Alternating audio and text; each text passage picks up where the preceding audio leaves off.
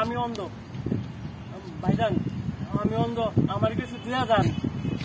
তোমার কি চাই? তোমার এই দুই নম্বরই করবো। রোজার দিনে রোজা রাখো নাই, তার উপরে আবার অন্ধ সাইজা মানুষের লাগে বাটপানি করতেছো না? তোমার পিঠা মেরালাম তোর।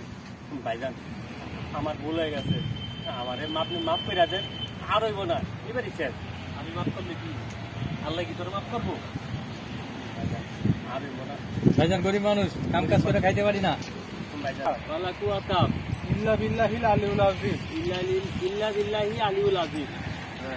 ঠিক আছে, আর কোনো সময় করবা?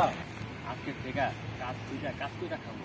আপনি আমার কাছে দোয়া করে যাতে কোনোদিন 2 নম্বর করে না খাইতে হয়। ঠিক আছে, অন্য খাওয়ানোর অভাব পড়লে আমার বাসায় যাই খাইবা, তাও এই 2 নম্বরের জিনিস ছাড়তে হইব। শোনো, দুনিয়াতে করে যাওয়া প্রত্যেকটা কামের হিসাব দিতে হইব আল্লাহর কাছে, এটা সবসময় মাথায় রাখবো। ঠিক আছে ভাইজান, আগে কোনোদিন আপনার মতন বুঝায় না, আপনার কথা মনে থাকবে। ঠিক আছে।